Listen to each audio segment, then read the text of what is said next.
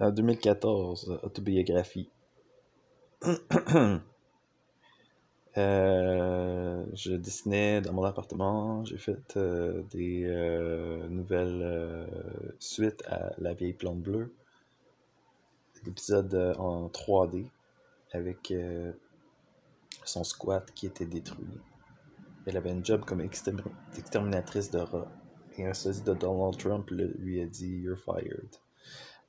Dans cet dans cet univers, les héros sont pauvres et leur seul pouvoir était le manque de classe. Il y avait un autre épisode de On sort désespéré. J'espérais faire quelque chose de semblable à l'émission Un gars, une fille avec Guy Lepage. Une autre fois, c'était le Big Christopher et Jean Cousu qui se rencontraient. Je faisais de la plonge dans un resto chic et il y avait un club en face. J'avais essayé d'être le DJ, pas moyen. Mon linge faisait dur aussi. La place était pas mal vide. Je sais pas c'est qui vend à cette place-là, mais c'est sûrement pas du monde comme moi. J'ai acheté un casse-tête 3 dimensions. Un casse-tête 3 dimensions, c'est ça. Comme j'avais fait dans mon année sabbatique. C'était un gratte-ciel de Los Angeles. J'ai aussi acheté un livre à colorier. Je dessinais pratiquement tous les jours. Quand je suis allé au dîner Saint-Louis, c'est parce que j'étais trop cassé. J'avais apporté ma BD de Jean Cousu que j'avais laissée sur la table. Euh, J'étais incapable de payer mon cellulaire. Je me suis retrouvé endetté de plusieurs centaines de dollars et on a coupé ma connexion parce que je pouvais pas payer. J'étais allé faire des interviews avec mon cell dans le Artist Alley au Comic Con. Et c'est là que j'ai rencontré Keenan qui s'était squatté une table sans payer. Il avait pas mal de livres de publier.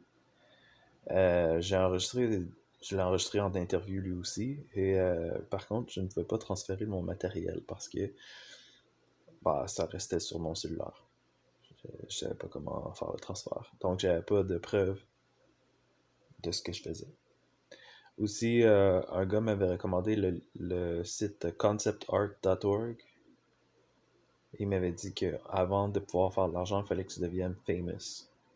Il portait des lunettes style steampunk. Euh,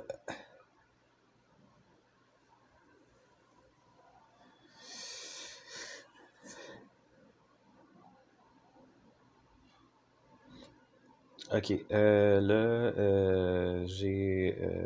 je pensais que le monde aurait partagé le même enthousiasme que moi quand j'avais fait quelque chose, que ça aurait pu être comme une émission comme American Idol où il y aurait eu un tonnerre d'applaudissements après ma performance. Mais je me suis rendu compte que le monde ne partageait pas le même enthousiasme. Mais il reste que je suis quand même fier du travail que j'ai fait avec Crash, avec Cybercap ou ailleurs. Mon autobiographie aussi fait partie d'une longue suite de tous ces travails. 2014 a été une bonne année parce que j'ai été finalement accepté aux intensifs de circorpiste. C'était la deuxième fois que j'appliquais. J'avais été refusé la première fois. Ça a été comme un pic dans ma pratique artistique. Par contre, tout de suite après, j'avais déménagé à Toronto et puis je suis redescendu de la vague. Je m'attendais d'arriver quelque part après avoir tout fait ces programmes, ces entraînements. Mais à la place, je me suis retrouvé dans la rue encore. C'est comme 2 pas de recul, 3 pas devant. Je me suis retrouvé dans la même merde. Euh, à- Même si le journal de l'article qu'on avait écrit sur nous, au circorpiste, Minute complètement cirque, ça s'appelait, le titre, c'était Quand le cirque sort les jeunes de la rue. Ça a continué comme ça. Et tout a passé inaperçu à Toronto. Mais j'ai rencontré beaucoup d'artistes aussi et ce qui m'a défini, il m'a permis de me définir encore plus, mon style. Après les intensifs du Cirque Orpiste, que j'en parlerai plus tard, je m'étais retrouvé encore dans les auberges du cœur, à l'auberge communautaire du Sud-Ouest. Les repas étaient obligatoires ensemble. On pouvait pas éviter les soupers. Et il y avait des gros déjeuners de temps en temps avec le bacon, les œufs. Les inters étaient encore stricts et déplaisants. Ils te trustaient pas. Il y avait une inter qui avait des dreads. Elle disait qu'elle avait mis du brocoli dans son craft dinner. Euh, on a été faire une sortie de patin à roues alignées. Je me souviens que je traînais mon stock, puis c'était une bonne marche du métro euh, pour me rendre là-bas. C'était lourd de transporter mes affaires. Euh, pour le patin à roues alignées, j'étais pas bon, parce que j'en avais jamais fait. Je trouvais cool que c'était une auberge mixte, comme d'habitude. Il y avait au moins une belle fille dans la maison. Je me souviens qu'il y avait un coin où il y avait un téléphone où je pouvais me permettre de faire des appels. Et j'appelais Alexandra. On parlait au téléphone. C'était un peu, j'avais l'impression que j'étais dans une prison. Puis j'appelais quelqu'un. C'était aussi, ça me faisait penser à mon père quand on travaillait aux States, qui appelait ma mère le soir. Les fenêtres étaient barbelées. Il y avait un cinéma maison au sous-sol. J'étais descendu, il y avait eu l'annonce de Magic Mike à Musique Plus avec Channing Tatum. J'étais tout excité de ce film. C'était un film avec un stripper. Et j'admirais beaucoup Channing Tatum. C'était aussi un film de danse. Euh, J'étais fan des Step Up. Il faisait partie des films de Step Up. Il y a eu Twitch qui est venu faire un événement de danse dans un parc. Il y a eu plusieurs chorégraphies, dont une avec la prof qui me parlait au début avec à New Dance. À Noël, je suis allé au dîner Saint-Louis. On a eu une compote collective de tourtière ou pâte à la viande. Et ça a été délicieux, c'était bien réussi. Le monde jouait au soccer sur table, mais j'étais pas bon. Mais le monde était bon. On a écouté Iron Man 2 au dîner Saint-Louis. Je trouvais ça très mauvais. Le gros disait ah, ouais, on n'est pas de même. Puis l'Inter, quand il avait vu les dessins que je faisais, il avait amené des comic books d'Archie. Il m'avait dit que ça lui faisait penser à ça. Moi, je m'assoyais sur l'ordi, je faisais mes démarches. Je me suis retrouvé encore au CLE. Rita nous avait invité à un de ses gigs à l'escalier, à un autre gig aussi, et elle chantait bien. Je trouvais qu'elle chantait bien. Je me suis réconcilié avec Alexandra. Et puis, après le hors-piste, je lui ai montré le DVD de la performance. Tout ce que j'avais fait main à main avec Noémie Zedenaya. Euh, que j'appelais, c'est quoi son nom? Ivy. Je l'appelais Ivy. En tout cas, dans ma tête, elle s'appelait Ivy. C'était un peu un numéro inspiré de notre relation. Je voulais faire une danse romantique d'amour, de conflit, de réconciliation, de lutte de pouvoir. Mais oh, elle m'a foutu à la porte un peu plus tard pour des raisons que je ne parlerai pas. Sûrement, elle, de son côté, disait que c'était à cause que j'écrivais des poèmes sur une autre fille. Puis je lui faisais lire, comme quoi j'étais en amour avec quelqu'un d'autre. Euh, bah bon, je parlerai pas du reste.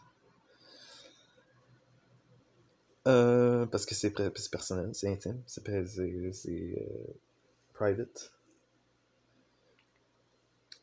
Euh, À Espace Transition, on a fait un programme de musique. C'était des percussions, de, du djembé. Et le prof il disait djembé ça, moi les djembé. Djembé ça. Euh, les profs me tapaient sur le système. Mais il y avait un gars dans le groupe qui faisait du air drumming. On dirait qu'il se pratiquait à être dans un band, dans le band Rush. Il était fan de métal. Euh, j'étais pas mal le plus vieux dans la gang. J'ai pas vraiment contribué. C'était du tapage de rythme sur le corps et fallait faire une espèce de setup pour présenter. J'avais pas vraiment inclus mes idées, je trouvais. On m'a aussi donné un peu de temps pour faire du break dans le spectacle. Le spectacle était dans un building de l'avenue Mont-Royal. C'était l'hiver. Nos pratiques aussi étaient sur Mont-Royal. C'était la relève, les jeunesses musicales, on m'avait donné un t-shirt. La salle était vraiment belle. Euh, je portais le poncho dans ce temps-là. C'était le poncho que Alexina m'avait donné dans son voyage au Honduras, que j'avais été rechercher chez mes parents. Euh, alors là, on faisait des percussions avec nos bouches. Euh,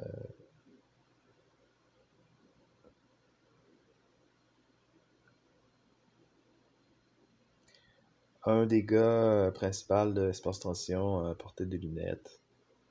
Il m'avait dit que je faisais des friends jokes. Il disait qu'il allait fumer du pot avec d'autres élèves quand il allait à l'université philosophie. Le soir du show, il y avait un buffet, il y avait plein de monde, il y avait vraiment toutes sortes de bonne bouffe, là. Et puis du monde qui avait beaucoup d'argent qui était là. Euh, Avant le spectacle, on s'était rejoint sur la scène. La scène était en bois verni.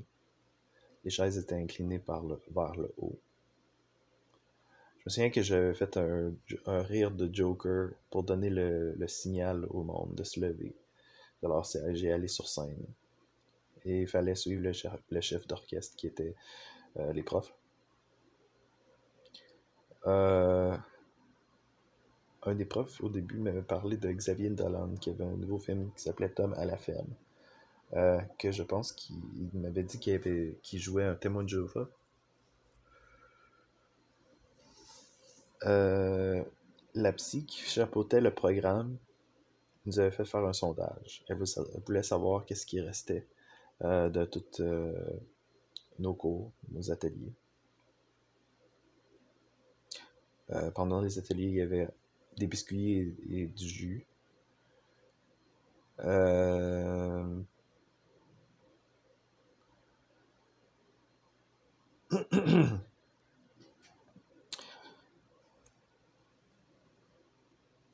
J'ai oublié de parler des Hare Krishna parce qu'il avait fait une parade. Puis j'avais arrêté, je voulais comparer comment c'était eux avec les témoins. J'avais parlé à quelques personnes où on m'avait dit qu'il était heureux et comblé de la vie. Donc, euh, j'avais pas vraiment d'affaire à leur convaincre que leur croyance était fausse. Il y a eu une troupe de skateboarders aussi qui ont rempli la rue coin la grande bibliothèque. Je m'étais dit que ce serait cool que je puisse participer la prochaine fois. Je suis retourné au tournant en tant qu'ancien. Je faisais des rénovations dans la maison. Mireille était là comme intervenante. Mireille avait déjà participé dans Rage citoyenne. Elle avait été interviewée dans le film. Elle pleurait dans le film. Parce que ça l'avait touché, j'imagine, qu'est-ce qu'on faisait. Je pense qu'elle était une de mes fans et aussi intervenante. Et je me souviens qu'il y avait de la bouffe qu'il avait cuisiné, et puis ça avait pas l'air mangeable. Ça ressemblait à du caca. Puis je m'étais dit, bah, ça doit pas être si pire, ça doit, ça doit goûter meilleur de quoi que ça a l'air. Sauf que j'avais goûté, et puis non, c'était aussi pire. Ça m'a fait lever le cœur. C'était aussi pire que ça avait l'air. Une autre fois, une femme nous avait amené à l'épicerie à Sainte-Catherine. On nous avait dit de ramasser ce qu'on voulait. On avait monté une grosse facture et elle avait tout payé. Mais j'avais pas profité de la bouffe parce que j'étais un ancien et c'était pour les résidents seulement. Je pouvais. Je pense que je me répète ici. J'ai déjà dit ça. Jonathan Pinchot était venu au tournant. Je l'ai pas vu en personne. Euh, on a eu une espèce d'événement dans la montagne, dans le Mont-Royal. C'était big, luxueux, le monde des auberges était là. C'était la dernière fois que j'étais vraiment en contact avec eux. Et j'ai revu l'ancien fumeur de potes qui était un résident au tournant, que j'avais déjà eu une conversation avec. Lui, il disait qu'il s'entraînait maintenant. J'avais l'impression qu'il avait repris de la confiance puis de la santé. Ça me passionnait toujours de voir la transformation humaine. Comment une personne pouvait se transformer sur une période de temps. Pour le mieux ou pour le pire. Euh, j'avais trouvé mes forces. J'avais mon ouverture d'esprit, ma sensibilité, mon introspection. Le fait que je sois bon dans les arts, que j'avais un monde riche intérieur, beaucoup d'imagination. J'avais pas l'impression que ces forces étaient vraiment utilisées ou que le monde appréciait ou les voyait.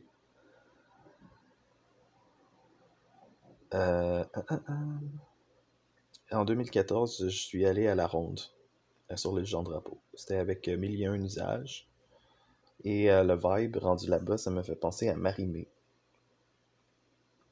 Euh, il y avait des filles espagnoles aussi qui étaient dans le groupe. Et au début, j'avais suivi la gang qui était crinquée, qui faisait les plus gros manèges.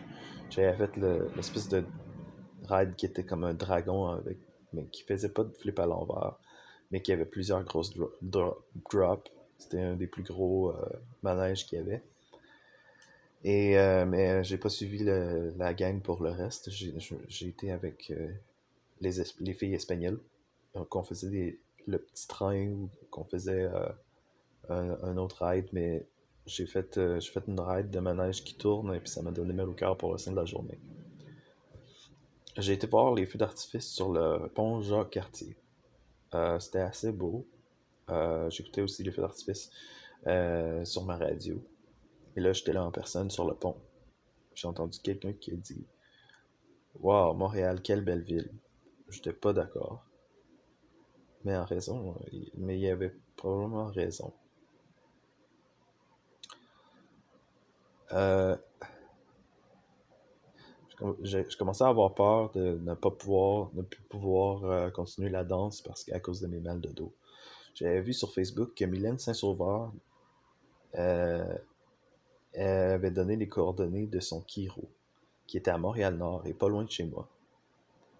J'avais aussi vu le film Sur le rythme de Nicolas Archambault. Et, avec Nicolas Archambault, qui est une star de So You Think You Can Dance. Euh, en tout cas, j'ai traqué le chiro, mais j'ai vu qu'elle était complètement en dehors de mon budget. J'ai quand même fait quelques séances avec elle. Et puis, je lui ai demandé si elle connaissait Mylène. Elle a dit que oui. Euh, j'ai fait une radiographie. Et puis, elle m'a annoncé que j'avais une double scoliose, avec un cou renversé. Schnout. C'est bad. Elle m'a dit que ça allait empirer en vieillissant. Et que c'était le bon moment de me faire traiter. Elle recommandait les micro-mouvements. C'était une espèce de gugus qu'elle me passait dans le dos, qui donnait des chocs. Et je pense que ma posture s'est légèrement améliorée. Au moins, j'avais un petit peu moins mal. Les vertèbres étaient comme décoincées. Mais pas. J'ai pas pu terminer les traitements parce que je pouvais pas payer. Euh, Avant de quitter Montréal, j'écoutais la série Il danse religieusement avec Nicolas Archambault. C'est une télé-réalité qui suivait des nouveaux danseurs en train de se former dans leur métier. Je me disais que j'allais apprendre beaucoup de cette série pour devenir un danseur professionnel. Euh, j'ai aussi rencontré en personne Nicolas Archambault qui était au studio Montréal Danse Paris, au Belgio. Je me suis fait faire un selfie avec lui, avec mon téléphone. Dans ce temps-là, je dansais beaucoup. Euh, puis après tout ça, ben, j'avais envie de partir au Colorado et traverser les États-Unis. Euh, euh, euh, euh,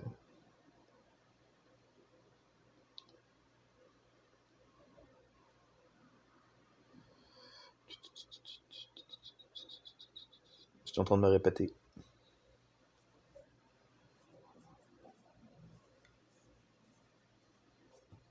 Euh, En 2014, je suis allé à l'Oratoire Saint-Joseph.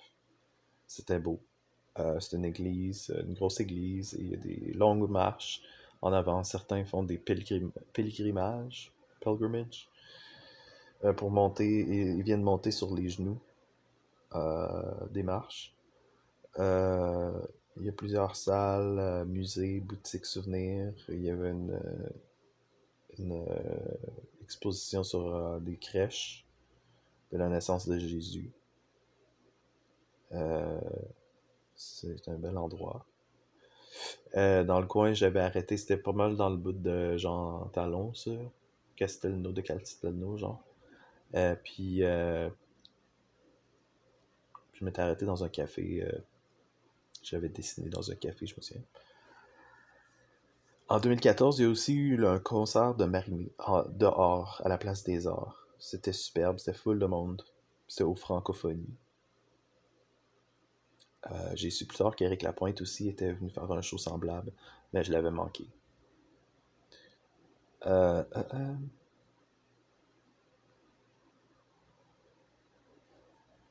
J'avais pris, euh, j'avais pris un billet pour aller à Boston, euh, pour aller déménager à Boston. Mais rendu dans la nuit, on s'était arrêté aux lignes.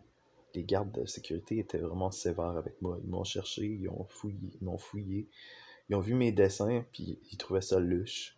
Alors, euh, ils m'ont reviré de bord. Ils voulaient pas que j'aille dans leur pays, puisqu'ils m'ont dit que, parce qu'ils me demandaient si je connaissais quelqu'un, mais je disais que non. Donc, ils disaient que j'allais probablement, sûrement devenir itinérant chez eux. Ça leur intéressait pas.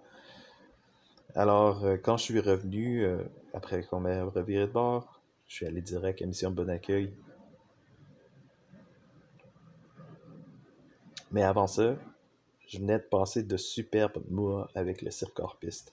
J'avais été sélectionné pour faire partie de l'équipe des intensifs, les 3 intensifs. Euh, L'année suivante, ils ont pris le thème de super-héros. J'imagine que c'était influencé de moi. Euh, Ils nous ont payé un peu pour faire les shows. Euh,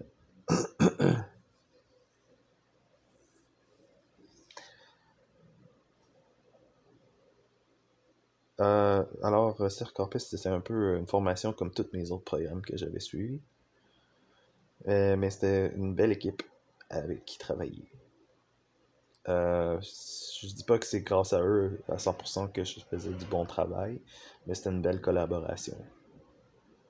Parce que moi-même, tout seul, il y a des choses que je peux faire, mais il y a d'autres choses que non. Euh,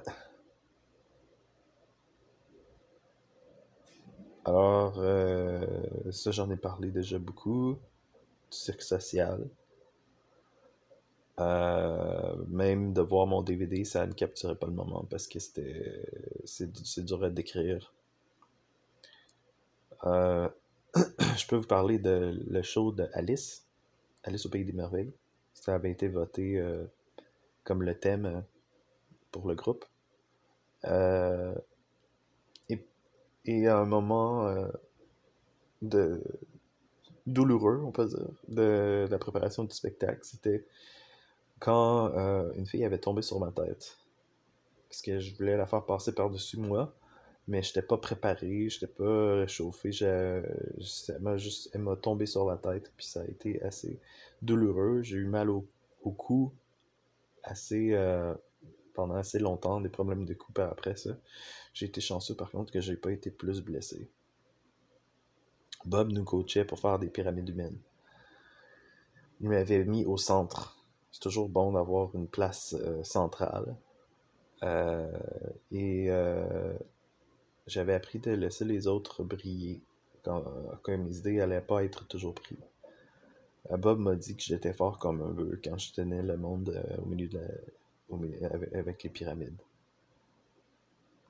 J'avais été pratiquer dans le parc La Fontaine avec Noémie et Ivy pour notre duo main à main. Et Alejandro était passé nous dire coucou. Il nous avait encouragés en disant qu'on était entre bonnes mains avec Cyril comme instructeur et Lily. Euh, On a aussi pratiqué le spectacle à côté de Plaisir ou des bureaux de circorpiste. Melissa était venue nous regarder, une ancienne participante. Le show de Alice au Capitole a été mon préféré. Après les intensifs, Lily nous encourageait d'aller voyager. Et il y avait plusieurs personnes qui parlaient au BC. C'est un peu ce qui m'a motivé de partir moi aussi. Lily disait qu'un des ex-participants était allé direct à l'école nationale après. Elle disait qu'elle avait une cool énergie cette fille-là. Elle était dans notre bus pour aller à Québec. Mon but, ça n'avait jamais été d'être artiste de cirque. Je voulais être DJ ou travailler dans le jeu vidéo ou dans les effets spéciaux.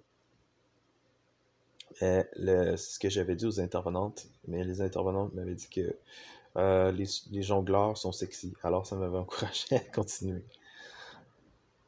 Euh, on a aussi fait un show sur le thème des pirates.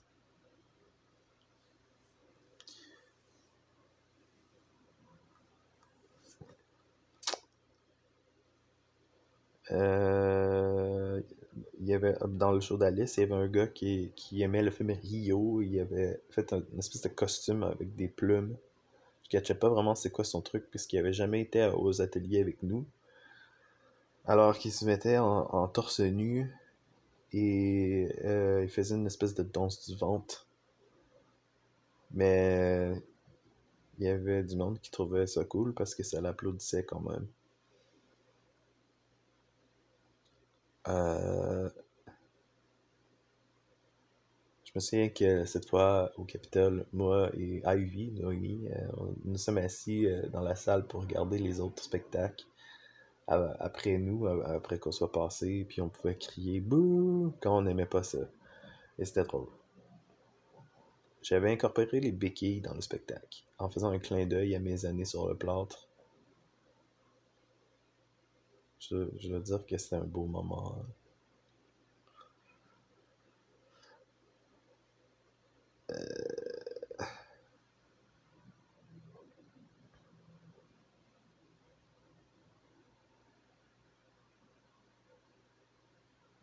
Je comprends pas qu'est-ce que j'ai écrit ici.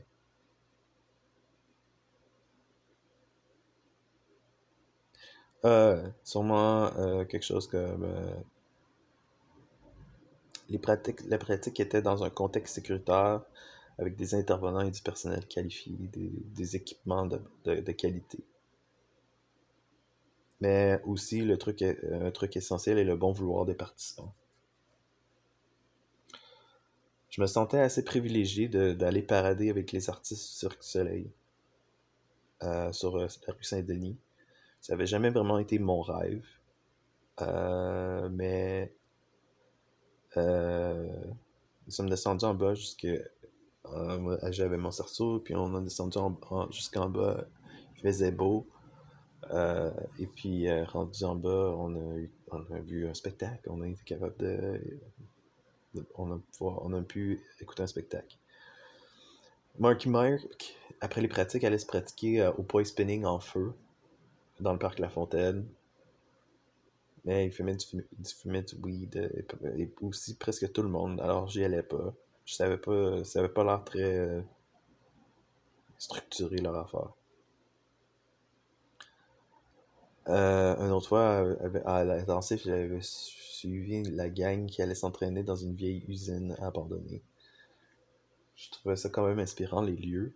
C'était plein de graffitis, mais c'était assez dangereux. Les plafonds auraient pu s'effondrer.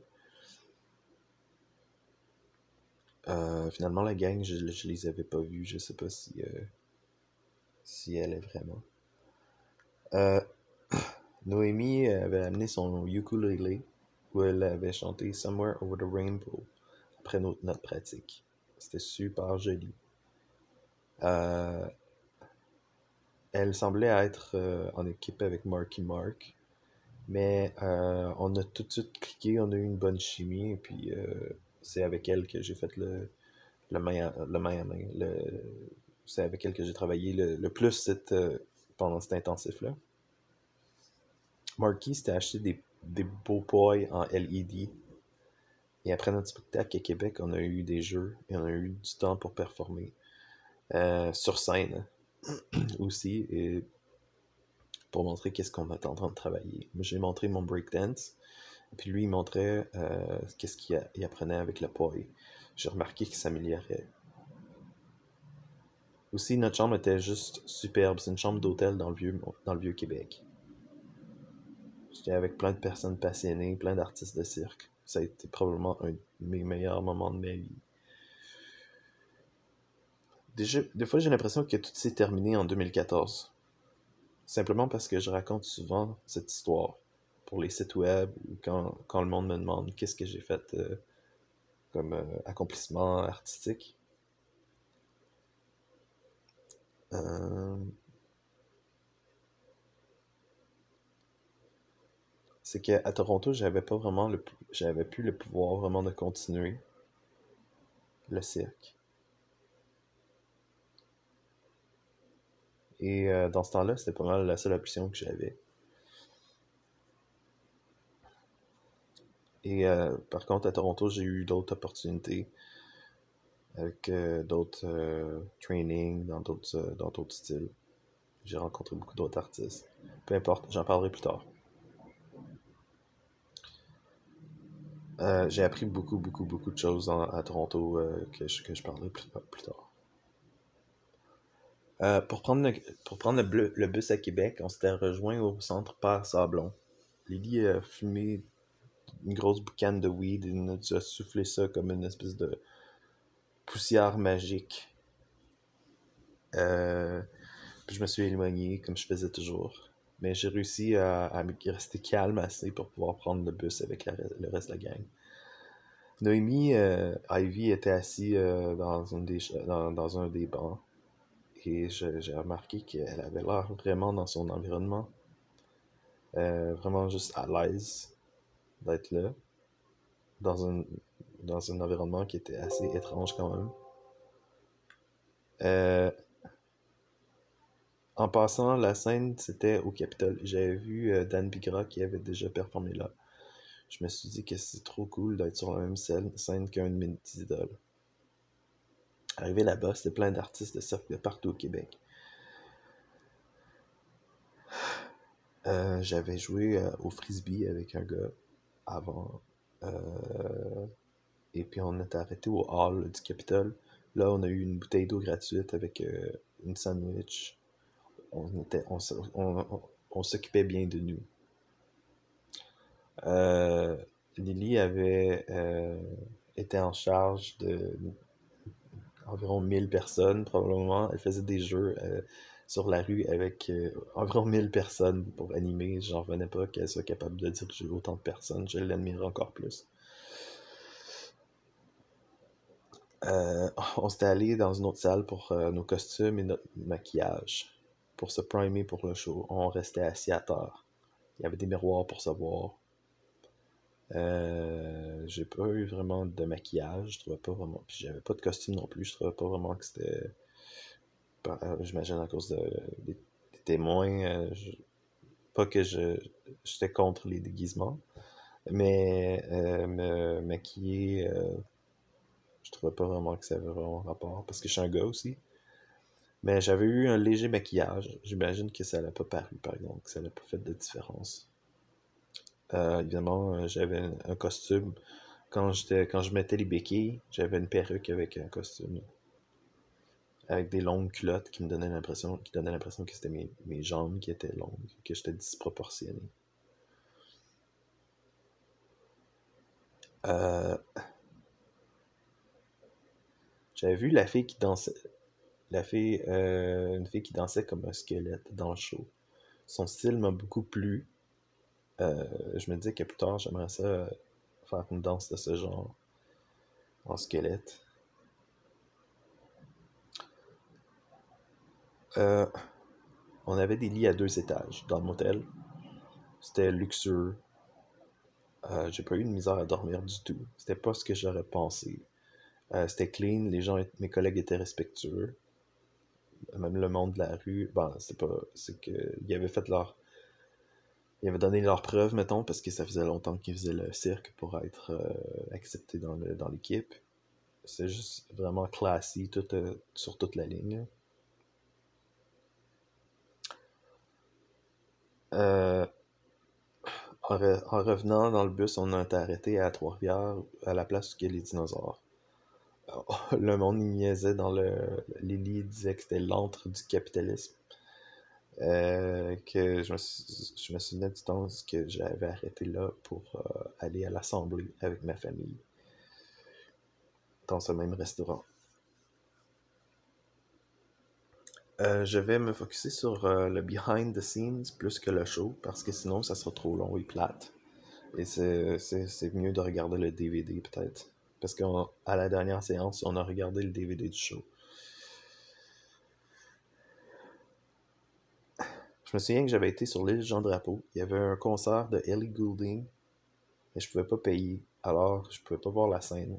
Je l'entendais de loin. Je voyais le monde passer. Les jeunes qui étaient à la mode, peace and love.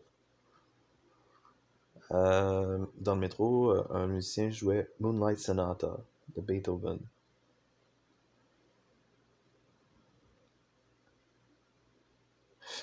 Je me souviens que j'étais retourné chez mes parents en Beauce. J'avais été faire ma photo de passeport chez Jean Coutu. J'étais prêt à aller en Europe. Euh, et j'ai fait faire mon passeport. Je voulais parler du nouveau à mes parents. Je m'assoyais sur le Lazy Boy comme avant pour leur parler. Sauf que maintenant, j'avais des limites à respecter sur mes temps de rester assis sur le Lazy Boy. Genre maximum 1 heure ou quelques heures. Mes parents m'ont donné un repas congelé pour la bouffe. On pouvait pas manger ensemble. Euh, Papa m'a dit que si j'étais encore un enfant, il me disciplinerait. C'est que c'est que j'avais remarqué que mon père était très fort dans ses principes, sauf que c'était pas les mêmes principes que moi. Mais il y avait quand même ces croyances que j'avais vues qui étaient inflexibles, que je trouvais que c'était bien euh, qu'il soit solide comme ça, je veux dire, dans ses principes. Euh,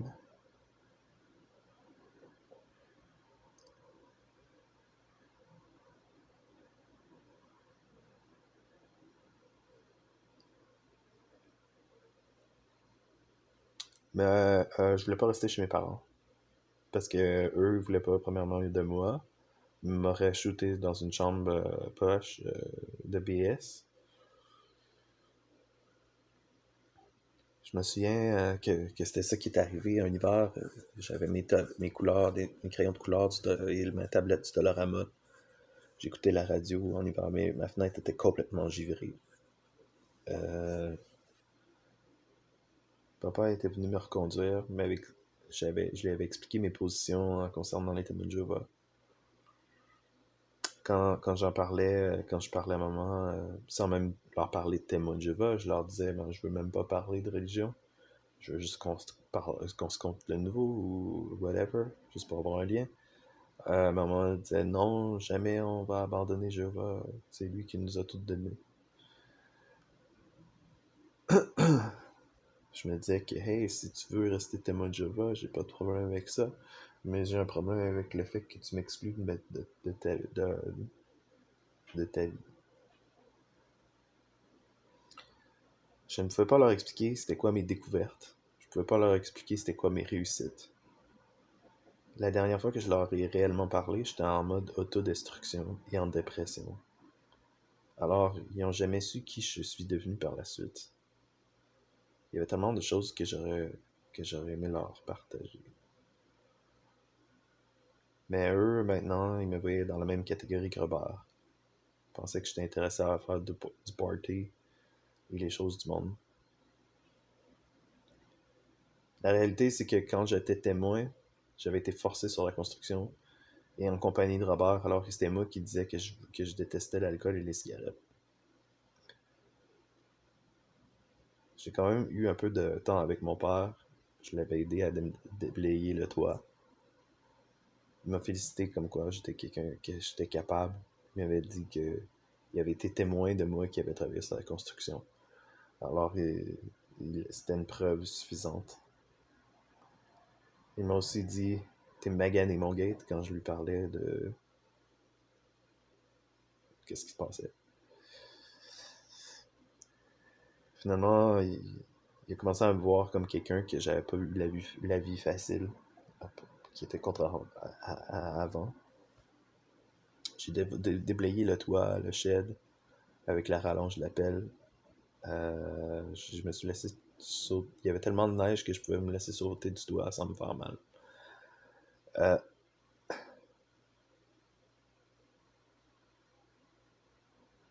il m'avait dit que si j'aurais été plus mature, j'aurais compris puis j'aurais pu dire merci. Il m'a dit quand je lui parlais des difficultés que je vivais, il m'avait dit qu'il y avait pire. Mais qu'il disait qu'il connaissait pas. Lui, son métier, c'est la construction. Il connaissait pas autre chose, il connaissait pas la musique, il comprenait pas pourquoi. Qu'est-ce qui s'était arrivé pour que la musique, c'était ça qui m'intéressait.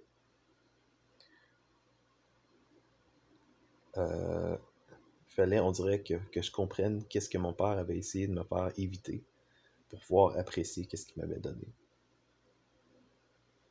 Euh, Parce que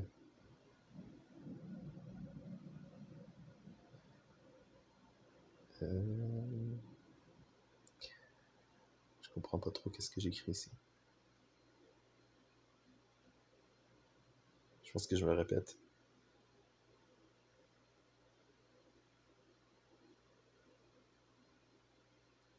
Bon, ben, je stoppe ici.